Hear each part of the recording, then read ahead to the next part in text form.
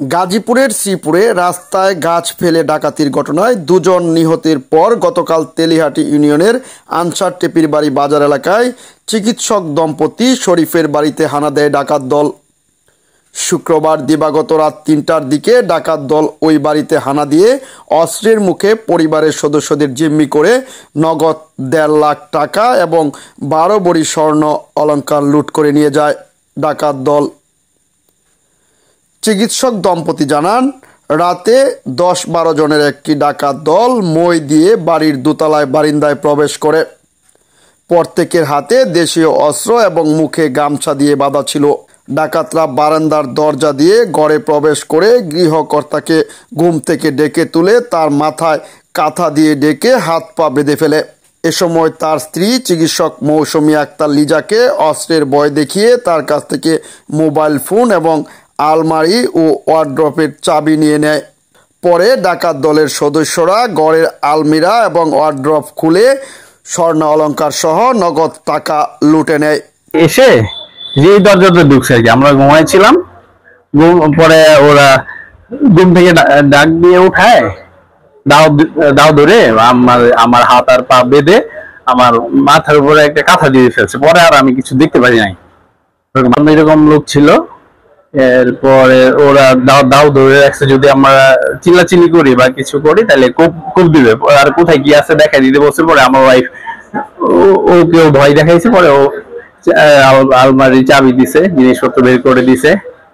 টাকা ছিল ২ লাখের মতো, টাকা নিয়ে গেছে। আর ও আমার ওয়াইফের আর আমার মা দুজনে মিলে স্বর্ণ অলংকার ছিল ১০ ভরি প্লাস ১০-১২ ভরি এরকম হবে, এগুলা নিয়ে গেছে, নিয়ে চলে গেছে। আর মোবাইল গুলো নিয়ে গেছিল, মোবাইল সে ফেলে রাখছে ইয়াতে ২ নাম্বার সিএমবির ওই পাশে।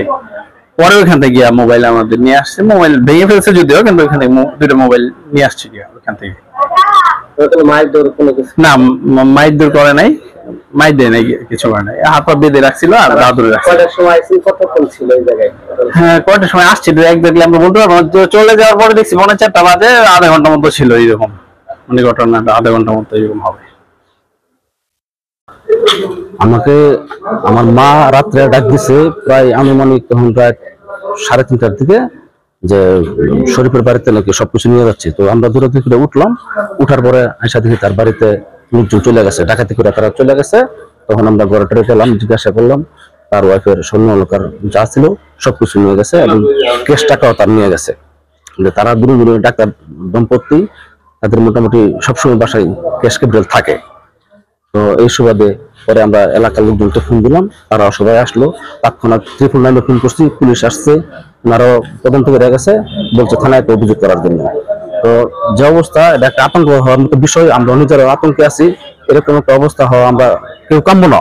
এরকম একটা অবস্থায় ডাক্তার শরীফ যে ওনাকে সরাসরি তারা হাত পা বেঁধে এবং নাক মুখ খেতা দিয়ে ঘুরে রাখছে, যাতে কাউকে না চিনে।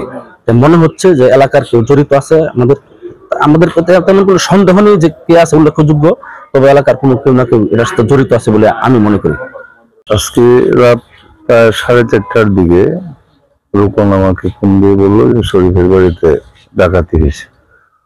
খবর পেয়ে আজকে সকালবেলা আসলাম।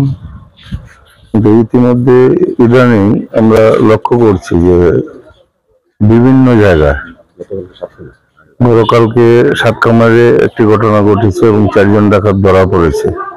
এর মধ্যে আজকে রাত্রে আমাদের ডাক্তার শরীফের বাসায় একটি দুর্ধর্ষ ডাকাতি, নগদ টাকা সহ অনেক প্রায় 14-15 ভরি স্বর্ণালঙ্কার সহ নিয়ে গেছে। এতে করে সারা এলাকায় একটা আতঙ্ক বিরাজ করছে। এভাবে যদি চলতে থাকে তাহলে তো সাধারণ মানুষ মারাত্মক নিরাপত্তাহীনতা ভুগবে।